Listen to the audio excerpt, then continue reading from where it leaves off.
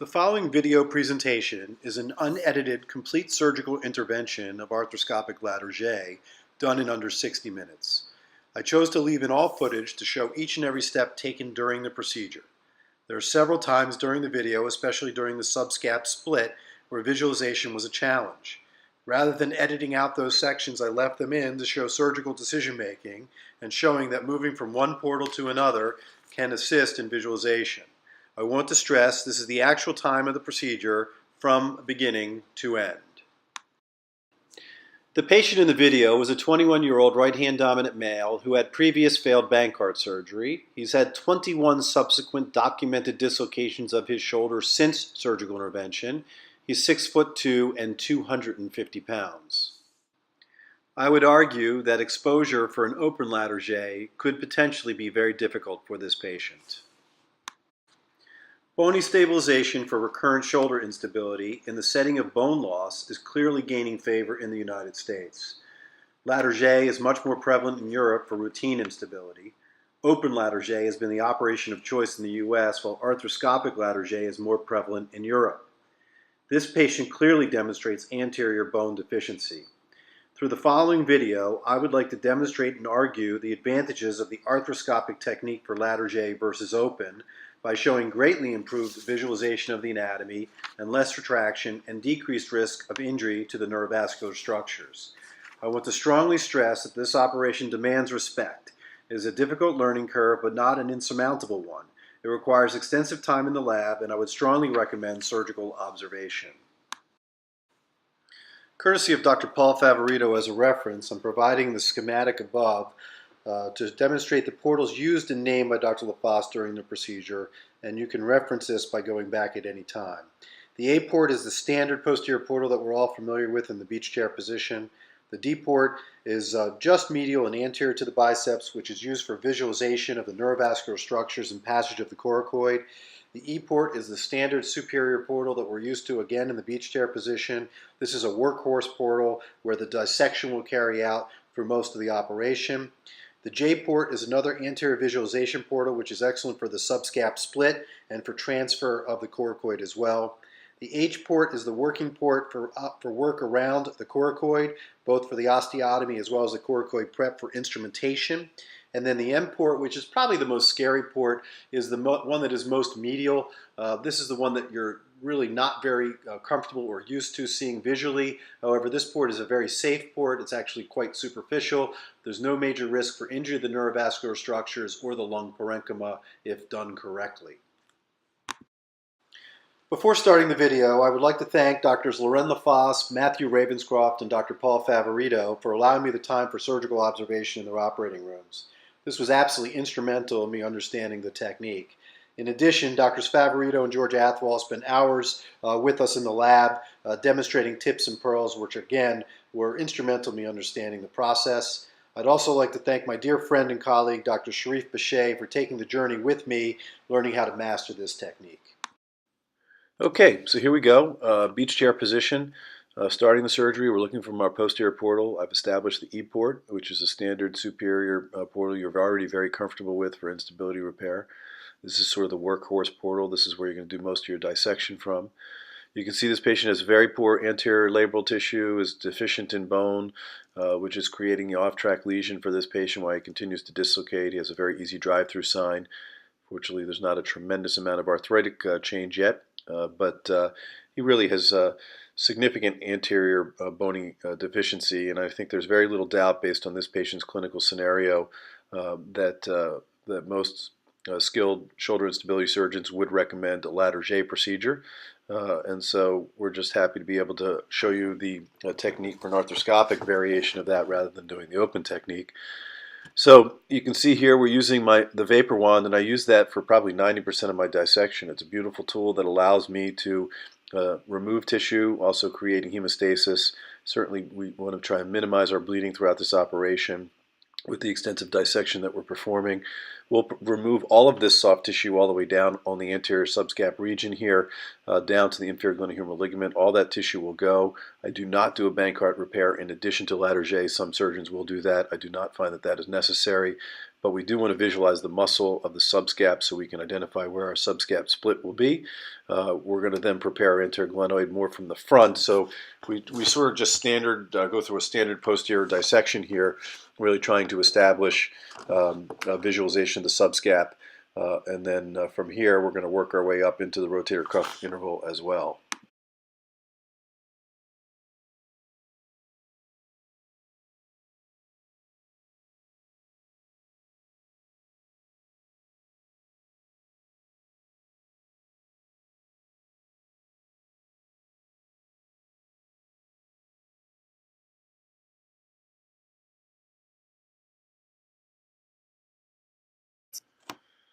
So now what I'm going to do is bring my vapor in, and now we're starting to work up into the rotator cuff interval, and we'll carefully dissect all of this soft tissue, allowing for a visualization of the back half of the conjoined tendon and the coracoid. Matt Ravenscroft in Manchester, England, has excellent video on second look operations which show that this entire capsular structure and rotator cuff interval grows back. So you don't have to worry that you're creating a poor nutritional environment for the humeral head or anything along those lines. The body has a remarkable ability to repair itself, and that capsular tissue will just regrow and look almost back to its normal fashion, which is really quite remarkable. So you get the occasional bleeder, but for the most part the field's usually pretty dry. It's just a very careful dissection here, trying to identify the backside of the conjoined tendon carefully for evaluation.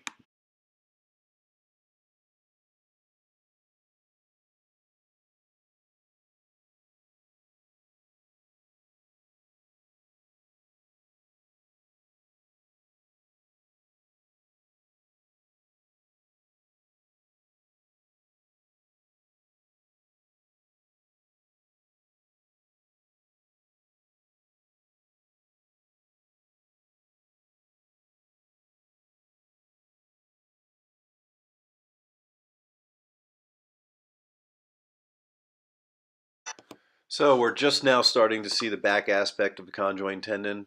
It's very visible. It's really hard with the vapor wand to create any major damage with your dissection. You're just really brushing across these tissues, allowing the heat energy to dissipate the soft tissue. And so you basically identify that conjoined tendon quite clearly. All of this other soft tissue is really deltoid fascia, bursal tissue as well.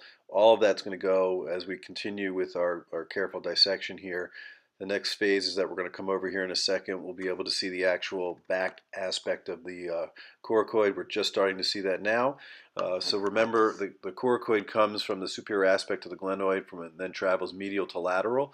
So if you follow your glenoid back, typically you're going to be able to see the base of the coracoid as it works on back into the glenoid structure, and that's where the osteotomy is going to occur. So this is just, very careful dissection, working our way up. The next structure we're going to want to identify superiorly is going to be the CA ligament from the coracoid traveling superior and lateral up into the acromion.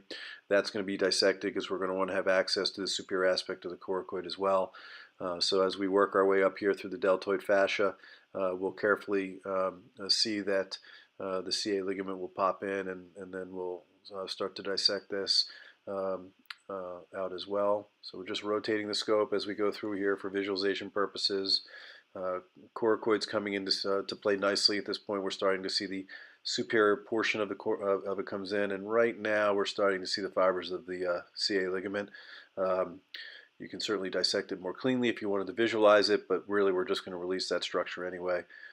So we're just releasing this fascia right in here, coming across the top, and now the CA ligament comes in very clearly. You can see it right there on the corner, and we're just going to release that as well for visualization purposes of the top aspect of the coracoid.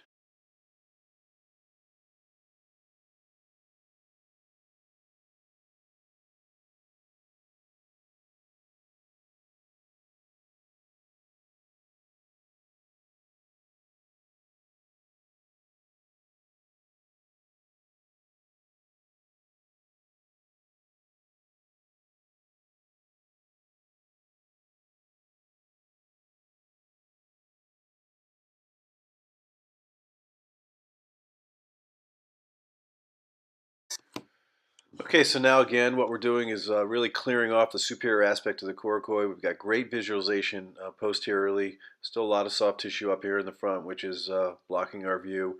We're going to remove some of that tissue as well. This is a very safe area. There's really no major neurovascular structures here.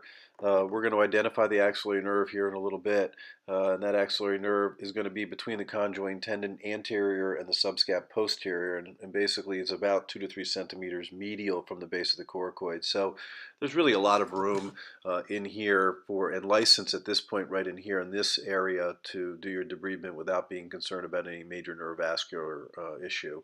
Uh, and basically what I'm going to do is I'm going to do as much work as I can posteriorly as far as the dissection of the coracoid, but eventually I'm just going to sort of run out of available space and visualization. And then what we want to do is we just want to start working our way to the front of the shoulder. And that's one of the things that's really, amazing about this procedure is that we're not really brought up on the anterior space of the shoulder. We haven't really scoped in there very much. It's not part of our training, and taking command of that anterior space of the shoulder and that anterior anatomy makes you a better shoulder surgeon for a lot of reasons. Certainly gives you much better ability to work on your subscap repairs as well as biceps pathology as well. So understanding this operation and understanding the anterior space really makes you better all around as a shoulder arthroscopist for sure. And this back half of the coracoid that you can identify here, that's going to be the zone in which we're going to place up against the glenoid itself. So we're going to want to fashion that structure as well. So again, we're just working on as much tissue here as we can on the dissection as we get ready to start working our way around to the front of the shoulder.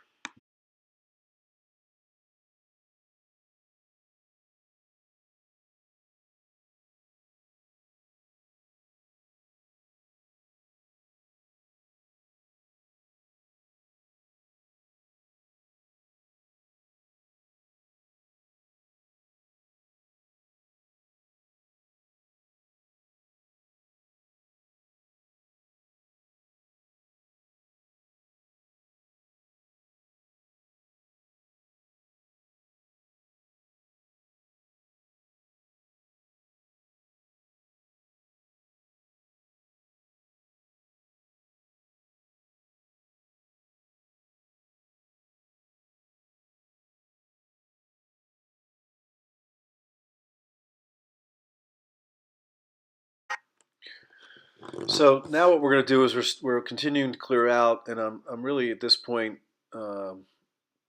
thinking probably the best thing to do is to start working our way up to the front. I'm satisfied with my posterior dissection, so we're going to go ahead and look to make our D-port at this time.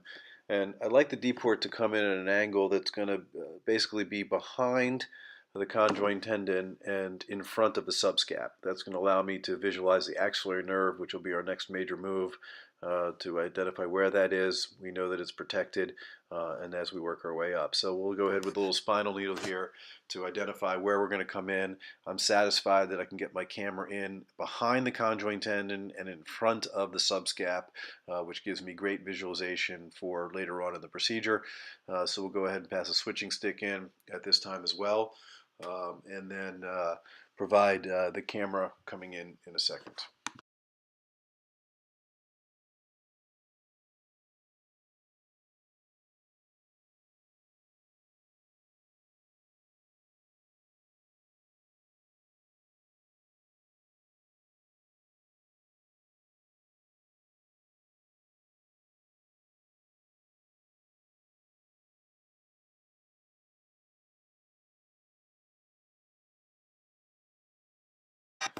Okay, so our camera is in, and I'm looking to the conjoined tendon to my right. Subscap is in the center of the field, and then you're going to see the glenoid here in a second to your left.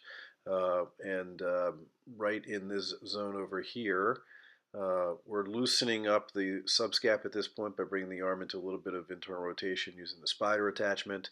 Again, conjoined tendons to my right and subscap is to the left. This is a great little trick that Dr. Ravenscroft showed me, where basically you're just literally using the scope to do your dissection. You're just gently pushing in and prodding into this tissue to identify where the axillary nerve is. So I just come out one more time. I'm going to push in, and then we're starting to get into the zone. I can start to just about see the axillary nerve at this point through that tissue. I'm going to push in one more time and sort of give an upwards and downwards move, and then quite clearly that's where the axillary nerve is. I'm satisfied that I can identify it, see it. I don't feel like I have to do much more than that. And now as I back out, I'm really getting a sense at how far in that axillary nerve is. So again, here's your glenoid structure straight ahead. Subscap is into the center of the field as well. Humeral head is off to the left. And so what I'm doing now is coming back down through my E port, but we're visualizing through the D port. And this is going to allow me to gain access to the anterior glenoid region, which we're seeing right in here. Again, some soft tissue left over, which we're going to debride and get that out of the way. This is all rotator cuff interval material. Again, it is fine to remove this type of softer tissue. The biceps tendon you can see identified right here in the field. We're careful to create minimal injury there if we can, and then go ahead and start working directly down onto the anterior glenoid region. And so you can see right there, there's the base of the coracoid at the top of the field. The shaver is coming down onto the anterior glenoid. What we're trying to do is remove any soft tissue in here. We're also going to want to debride the anterior glenoid to give us a good landing zone for where that coracoid is going to come in. So I will sometimes use a burr as well, or a power rasp to sort of open this area up. But again, the shaver right now is in between where the glenoid is to the left and the subscap tendon is off to the right. We're just gently removing and debriding this tissue into this region, exposing the anterior glenoid.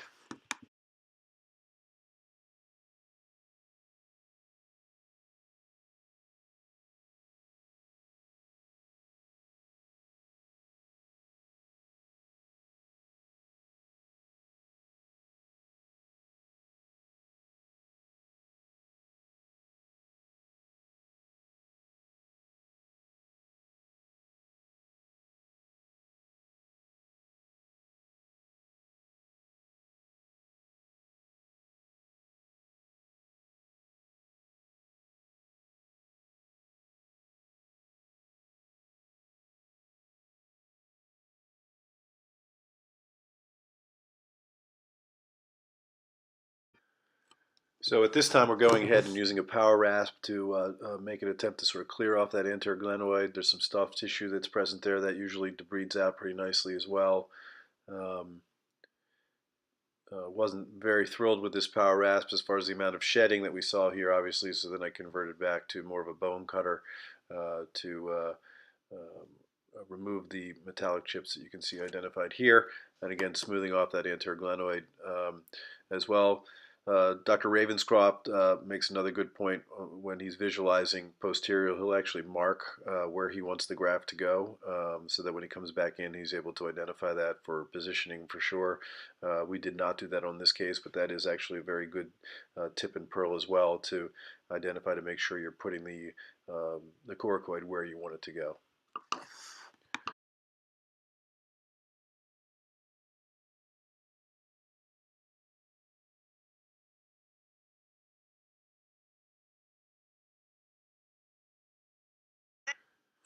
So now you can actually see the coracoid pretty nicely. We've got exposure on the superior and posterior aspect of it, but we still need to have better visualization onto the anterior aspect so we can do our dissection of the pec minor and completely skeletonize the coracoid.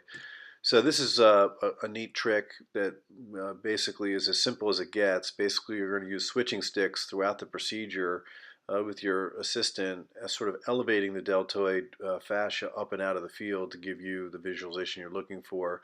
So I'll sometimes make an accessory portal, a standard lateral portal where we can pop the switching stick in and then use that to sort of elevate up on the deltoid fascia. Here's a great view of the base of the coracoid where it attaches into the glenoid at that point, and we're just trying to get that switching stick in here.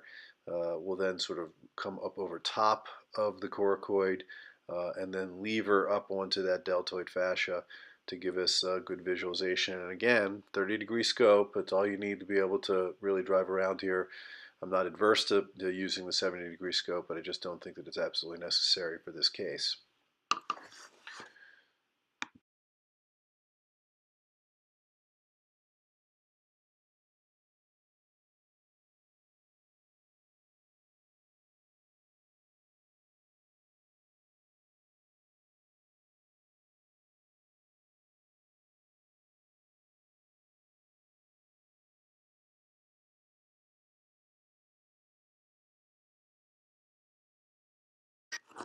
Okay, so now we've got the switching stick in position, and you can see here that simple maneuver really opens up the space to allow for a working additional portal coming up here to be able to do the work that we're looking to do. All of this fascial type tissue here will all be dissected and allow for visualization. All of that space is now anterior to the coracoid, and here what I'm doing now is establishing my J port, trying to determine where the best angle of attack is to be able to both visualize, but then also use as a working port as well to expose the anterior aspect of the coracoid. Um,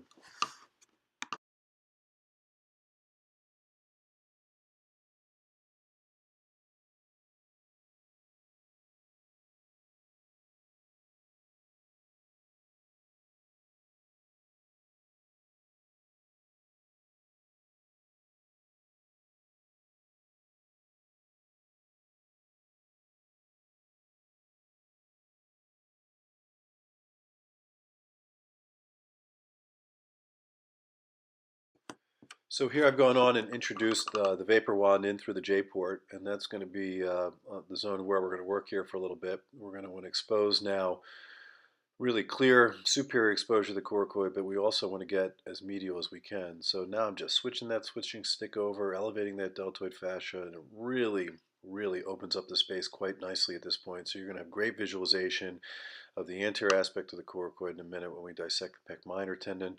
But in addition, we're going to really get medial um, to the coracoid, to the base, so that we can go ahead and do the appropriate osteotomy and maximize our space. Remember, there's not a lot of geography on this coracoid, not a lot of room for error, so you want to make sure that you're osteotomizing at the base, giving yourself as much length as you can, which is usually anywhere between 20 and 25 millimeters of that coracoid. So we're going to dissect down here to the base. You can see the base of the coracoid here just below my wand, and now trying to get to the CC ligaments. And as soon as I see the broad aspect of the CC ligaments, then I know at that point we've reached our milestone of getting in as far as medial as we can. And just again, just using that vapor wand, just gently dissecting the soft tissues around as we work our way for exposure.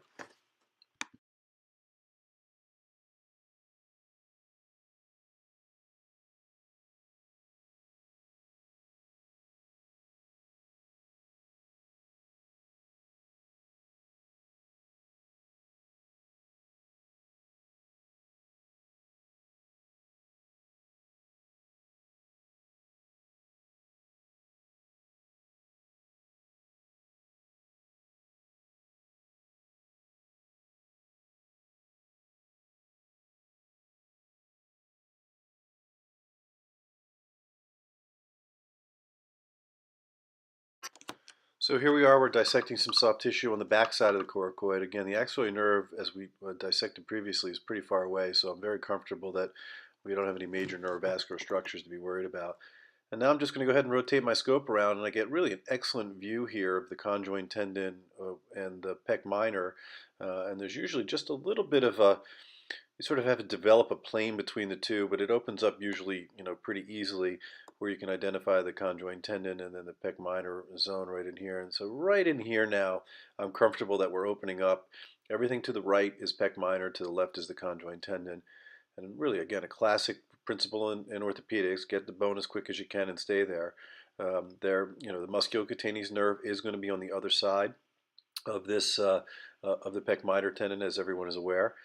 You can certainly dissect and look for that if you want to. I don't typically look for the nerve, but it is available to do so, and we'll show you basically where in the soft tissues it typically will live.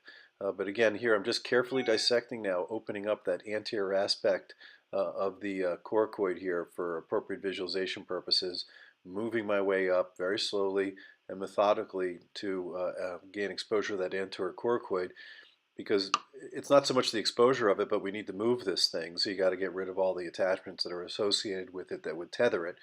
But I mean, it's really pretty amazing, the visualization here compared to doing this in the open fashion. I mean, you know exactly where that pec minor tendon is. Careful dissection, knowing exactly where all the structures are, working our way around here.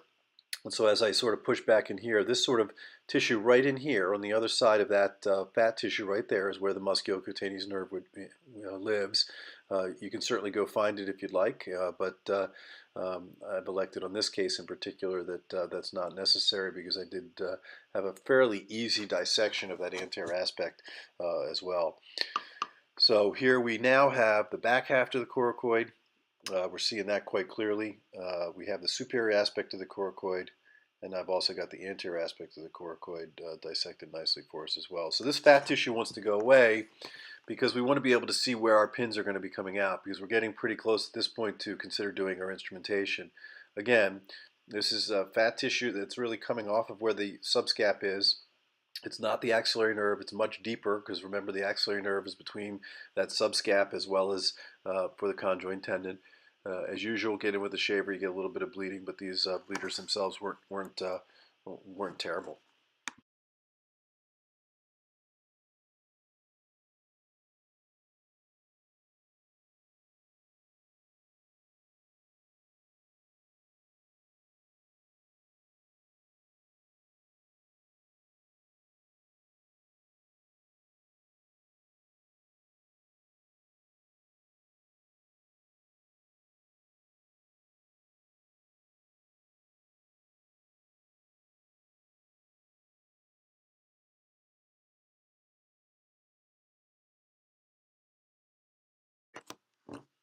Okay, so at this point we've got good exposure, and now we need to figure out where we're going to put this thing. So we're going to need to do a subscap split. I prefer doing that prior to instrumenting and cutting the coracoid, although it can be done after as well.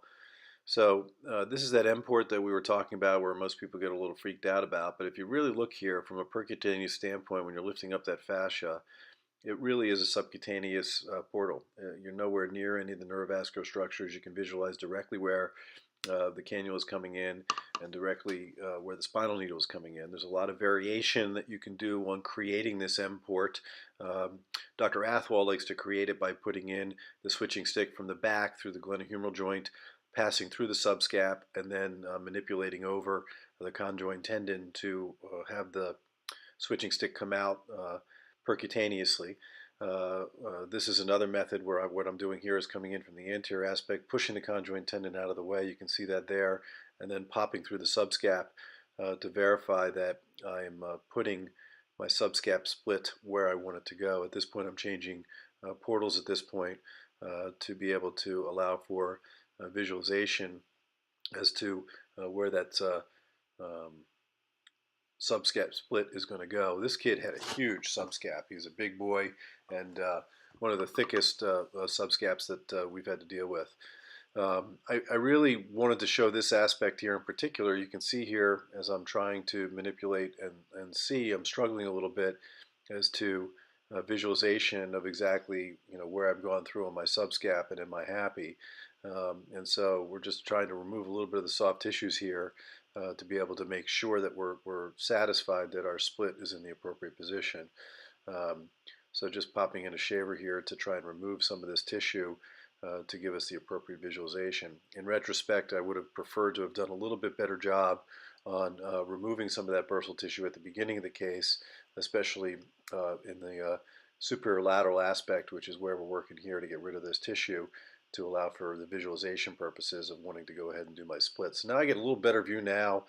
You can see the conjoint tendon is sort of pushed behind the switching stick here, and then we're through the subscap tendon as well. And in doing this type of a maneuver, you're really protecting yourself from the axillary nerve because you're not going to go on the medial aspect of that switching stick, which is really where the axillary nerve lives. So you're really safe to perform the subscap split in the way that you want. So we're starting to get the visualization that we're looking for here. Again, another method is to come in from the posterior aspect, and you'll see I will switch my switching stick into the posterior aspect when I want to try and complete my subscap split. Again, at this point, I'm still struggling a little bit with my visualization. I'm looking at this point through, I believe through my J port at this point, and then we sort of moved out and into the D port, and then we started working through the J port, and that gave me a better visualization and ability to work on that subscap split.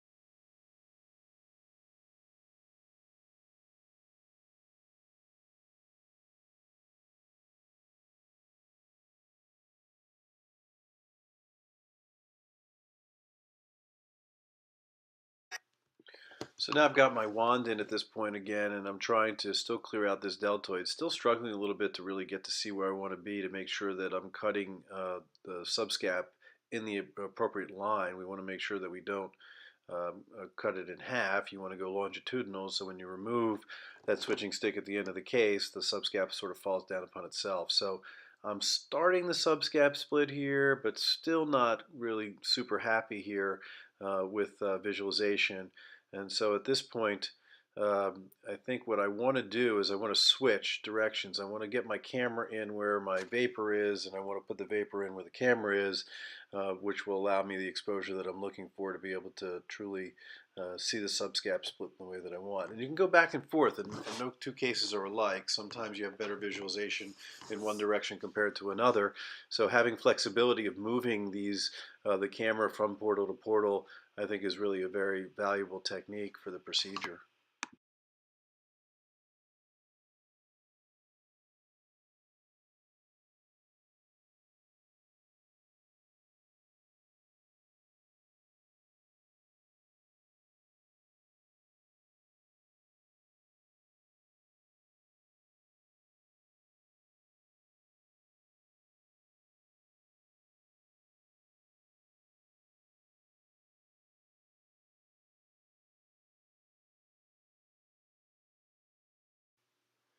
So at this point, I've put a switching stick in again. Now we're elevating up that deltoid. Now I'm finally getting a nice view of the subscap for where I want to be able to really be confident that we're going to be cutting the subscap in the plane that we want.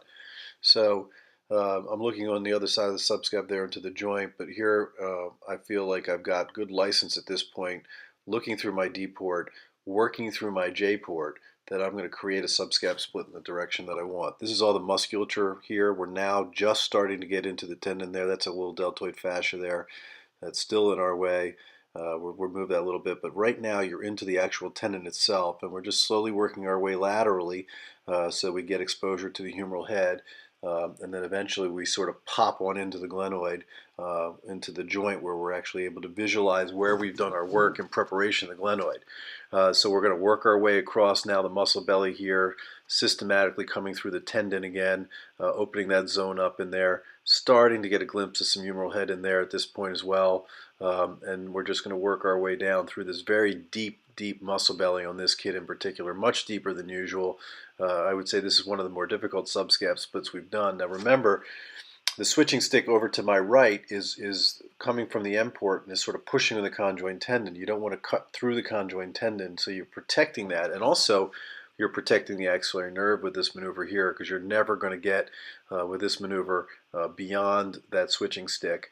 We're just going to gently work our way down through this muscle belly and work our way in. Now eventually what I'm going to do is I'm going to take the switching stick from the front out of the M port and introduce it back through the posterior portal, and then lever up onto the subscap, which is going to allow me to eventually visualize to the glenoid as to where we're going to want to put our coracoid. So again, we're all soft tissue preparation. The entire operation to this point has been soft tissue preparation in advance of going back in to instrument our coracoid and get it ready to get through this hole. So again, I want to emphasize that this was a little bit more of a struggle than usual for this type of a subscap, but despite this type of a process here, I'm looking back just to make sure that my switching stick is through and into the joint, so I know that if I just keep gently working in this direction, that's my conjoint tendon right there to the right of the switching stick. I'm just carefully working now in front of that conjoint tendon, working my way down into this deep hole, which eventually will open up quite nicely, and then we'll really be able to visualize where we're going to want to put that coracoid for sure.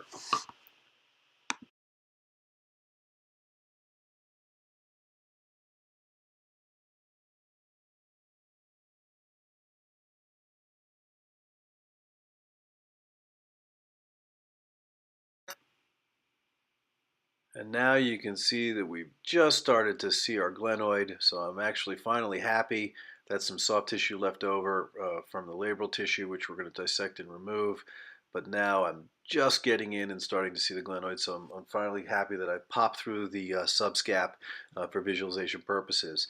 again, with the thickness of this subscap at this point, I was still struggling to really visualize down into that area. So I decided to make a decision to switch that switching stick, and that will take a little bit of time here as we'll pull the switching stick out from the M port and then transfer that into the posterior portal where we'll be able to have good visualization.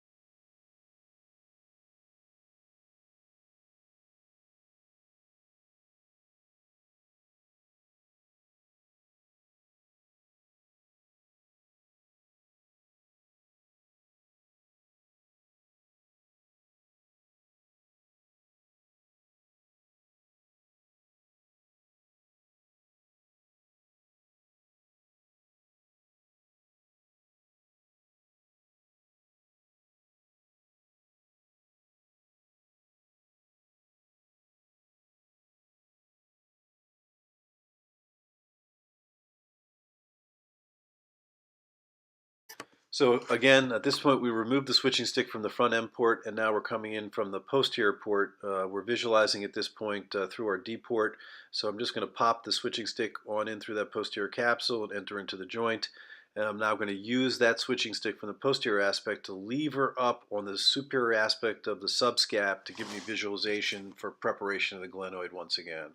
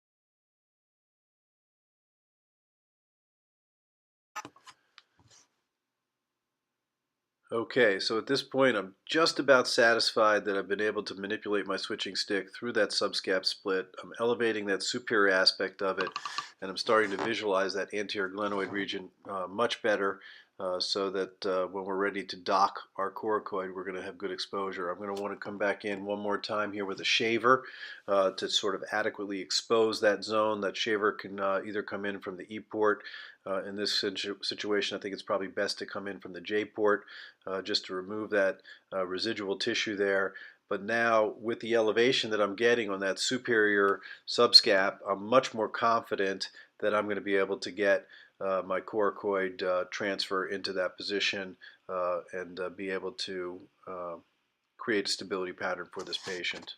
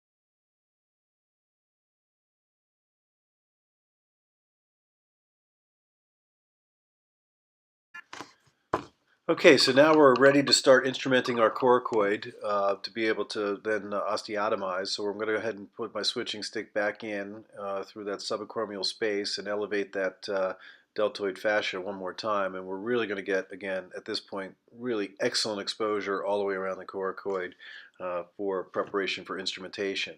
So our next portal that we're going to establish is called the H port, and this is the port that's going to allow us to instrument as well as perform the osteotomy. I think it's a super important point here that you're not coming straight, superior to inferior on the coracoid. The coracoid's a funny shaped bone. It sort of rotates at about a 30-degree angle. And you want to make sure that as you're coming in, as you're making your H port, that you haven't, not going superior to inferior, but you're really going more anterior to posterior as far as the angle in which you're going to want to come in here, because the back side of the coracoid is what is going to mate with the anterior glenoid region. So at this point now I'm popping in the alpha beta guide. The alpha beta guide is the guide that allows us to percutaneously place two top hats that are going to give us control of the coracoid as we maneuver it, manipulate it. So here's the alpha beta guide in appropriate position. Again, it's not going superior to inferior. I'm just working my way over. Remember, the coracoid itself is not very wide either, so you want to make sure you're in the center of the coracoid, but then also coming in the appropriate direction. So here I am. I'm going to go ahead and fire my alpha pin at this point, and then we'll take a look on the backside to make sure that we're happy. And I'm levering just a little bit more anterior. I think that gives us the angle that we're looking for, and then you can see the pin come out right there. I'm actually satisfied with that pin position. We're going to go ahead now and fire our beta pin as well. You'll be able to see that in a second where it comes out. I'm satisfied that I'm into the center core of the coracoid. You don't want to be too far anterior or too far posterior. You want to make sure you're in the center, so you don't want to have a crack. And both of those pin positions I'm very satisfied with as far as being in the center of the coracoid. And that back aspect of that coracoid is going to be the section that's going to be able to come directly up against the glenoid.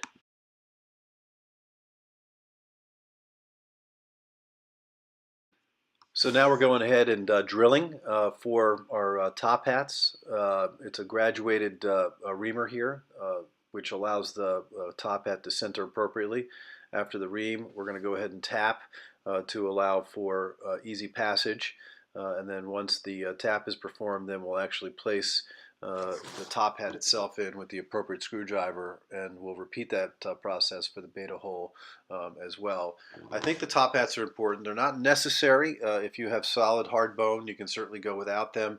I like the top hat because it gives me a little extra confidence that when I put my guide in to transfer the coracoid, that we're going to get a really good fixation and confidence that I can maneuver and shift the coracoid where I want it to go.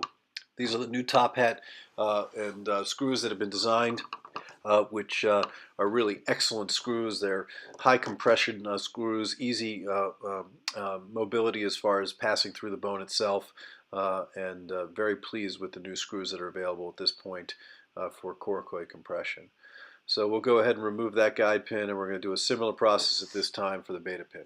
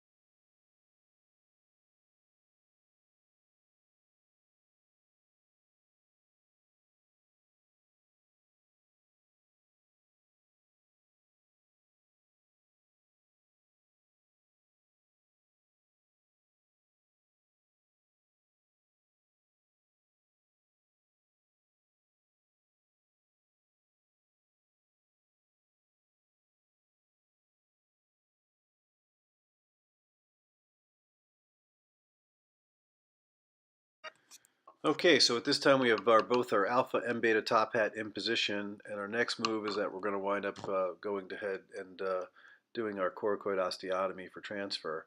So we still want to dissect in here because you want to get as much available space for your osteotomy as possible. To make sure that you have as much length as possible. You're going to see here where we make the osteotomy compared to where the screw hole is. There's not a lot of room for error, so you want to make sure that you can see that quite well. I'll usually also leave that K-wire in position as we're doing the osteotomy so I can really verify that my osteotomy is going to be in the right place as well. So you can see the top hat above. So in a minute here we'll go ahead and place our K-wire back on through. Now I can see exactly where the hole is coming through, so now I know exactly where I need to make my osteotomy. We'll typically go ahead with a burr because you want to basically give yourself a little reduction in stress riser here when you do your osteotomy to make sure that it cuts exactly where you want it to. So I'll nearly complete the osteotomy with the burr to set up the appropriate position. In addition, I use one of the new diffuse Synthes foot and ankle osteotomes, which is actually quite sharp and has really become a mainstay of treatment for this because it really gives a much more predictable osteotomy. But you can see here I'm going adjacent to the screw hole. I'm confident exactly where I'm putting that reamer to make sure that we're cutting the bone for the osteotomy, but I'm not going to violate the base of the screw, which is super important. It's pretty rare that when you make this osteotomy that it comes out perfect. You usually then have to shape the coracoid, but what's nice is you can do that directly in the field arthroscopically. You do not need to pull the coracoid out of the skin where you have to be worried about neurovascular traction injuries, etc. So we're just working our way up here with our burr, getting us the exposure that we're looking for. I'm pretty satisfied at this point that I'm liking my top hat where the position is. So now back through my H port, I'm bringing my osteotome back in. We're going to carefully look one more time to make sure that we're as far medial to the top hat as we can so that we're not going to create an injury to the bone tunnel that we've performed. And then that osteotome, you can already see it's already starting to crack there. We're working our way down. Typically it's one or two passages and then we usually break free. There's always a little bleeding that occurs at this time, so you just have to be prepared to gain control of that bleeding. You can certainly even leave your vapor wand in the wound or into the to the position if you want. And we're just sort of verifying here, maybe one more tap on the anterior aspect here, just to make sure that I'm all the way through. And then we're typically satisfied. And then we start the process of getting the bleeding under control.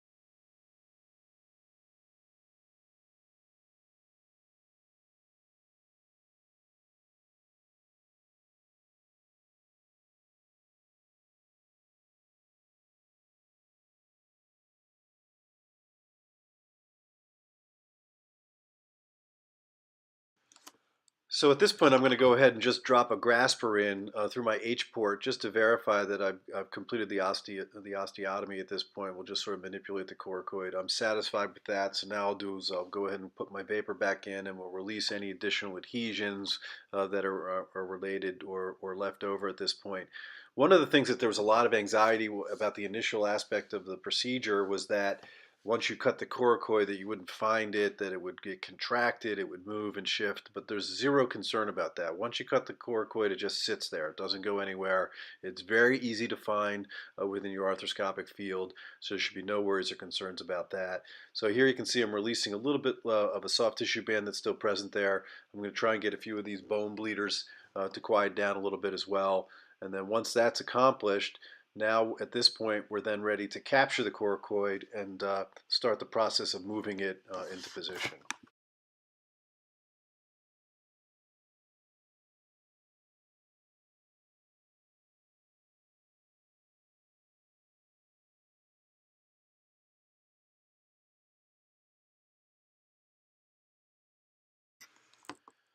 So you can see the coracoid is just sitting there right there waiting for us. Now through our M port, we're going to stick in our purple guide, which is going to basically be a guide that's going to allow us to capture that coracoid and be able to transfer it in position. I'm just going ahead and here verifying through my M port that I have good visualization of the coracoid where I want it to be. And now I'm going to go ahead and pop my guide in. And then through this guide, there are threaded pins as well that can lock into the top hat, which is really excellent to allow for the mobility of the coracoid and being able to transfer it where you want it to go, and having confidence that when you do grab it, you're not going to create a traumatic injury. So it matches up alpha beta, so you know exactly where you are. You do, and then basically you remove one of these blue systems, and then the threaded pin goes in, and that goes in by hand to allow you to really be able to grab that coracoid and be able to manipulate it and put it where you want, and then a similar process gets carried out for the beta as well. You can look on the back side just to you're not putting through the screw threads too much, and then a similar process that's going to happen now for the beta. And once that's in, then I have very good confidence that I can manipulate the coracoid with the conjoint tendon where I want it to go. So what we need to do is make sure that it's free, number one, and then we also need to be able to fashion it to make sure that it's going to match up against the glenoid in the best fashion as possible. So you can see there's a little spike of bone there. And now what we're going to do is go ahead and put a little reamer in at this point as well. I'm sorry, a bone cutter. And we're going to just slowly and methodically shape that coracoid so that it will match up onto the glenoid into the appropriate fashion.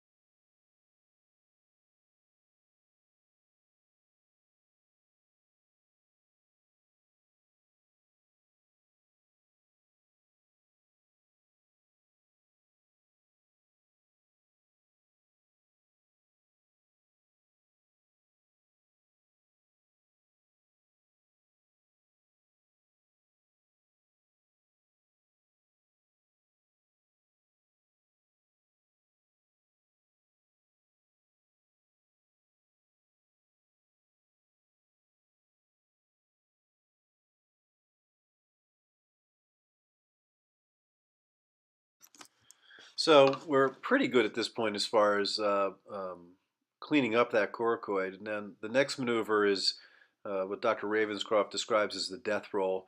I'll basically sort of grab this coracoid and sort of twist it about 180 degrees just to sort of break up any additional adhesions which may still be present, which will free it up as we start to mobilize.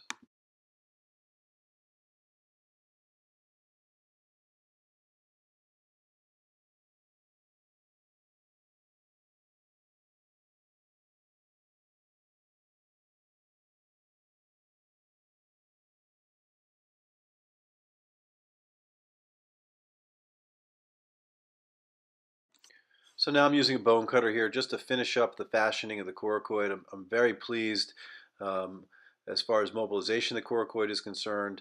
I think I've got a nice flat aspect of that coracoid on the backside.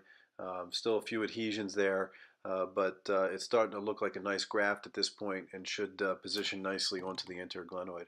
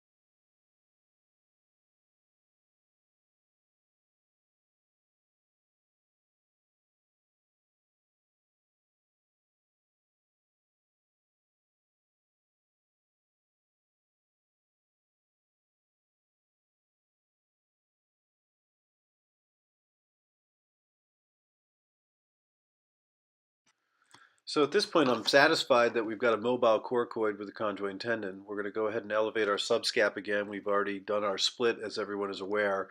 We're using that switching stick to elevate the upper border of the subscap. I can see very nicely now our glenoid where our landing area is going to be, and now we want to manipulate the coracoid through that hole and onto the anterior glenoid neck. This can be a little bit of a challenge. Usually what we'll do is we'll rotate internally about 90 degrees, which sort of gets you up over the inferior aspect of the subscap, and then you rotate backwards, and then that sort of gets you into position.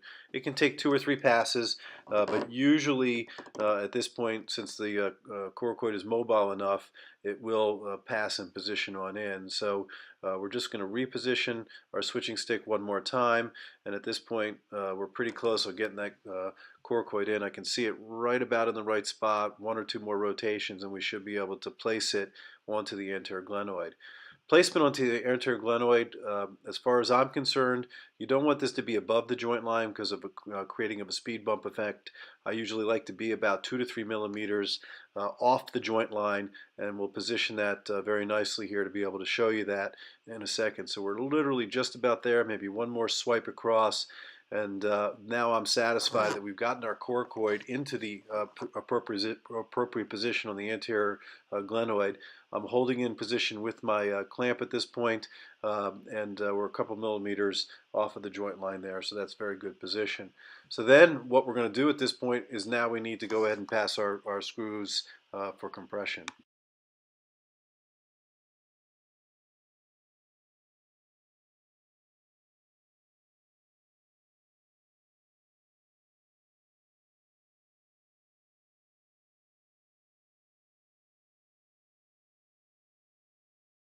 So at this point, we're ready for placement of our screws, which is the final maneuver for compression of the coracoid onto the anterior glenoid neck. So we're going to we're going to remove our threaded pin first, and then we pass a K-wire. K-wire goes out from the coracoid through the glenoid, back out through the skin, and then we'll go ahead and place our drill directly over top. And we can start the drilling process for the screw. As a general rule of thumb, most of these screws are going to be 34 millimeters in length. I'll be very honest, it's not the best system in place for measuring the depth of the screw. You can sense when you go through the posterior glenoid, and then you can take a peek at the drill length. The first hole or screw that we're using here in the first hole, we went ahead and placed a 34 millimeter screw, and you'll be able to see that screw going in quite nicely. These are the new Synthes screws, which are truly amazing. They have an outstanding compression mode, very comfortable in your hand as far as their ability to cut through the bone with excellent fixation. As we're putting in the second screw, we do have a little better sense of the depth of that. We'll be more than happy to show that as the first screw is being placed.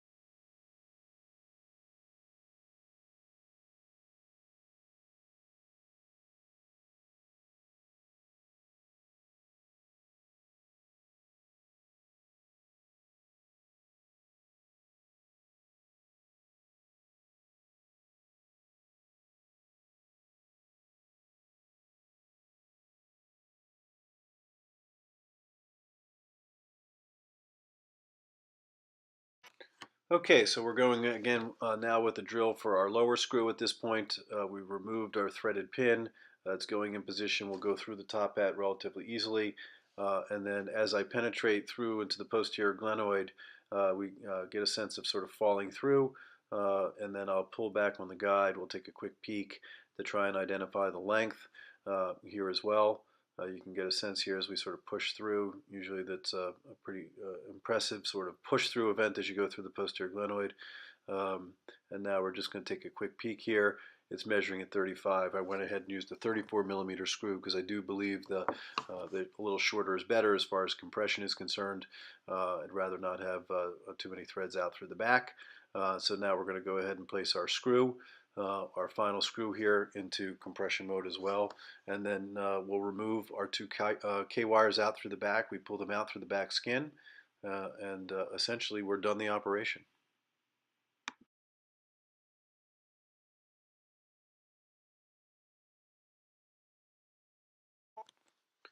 One of the best parts of this surgical intervention is the rigid fixation that we get at the time of the intervention. So I am completely comfortable allowing unrestricted range of motion for this patient's shoulder immediately.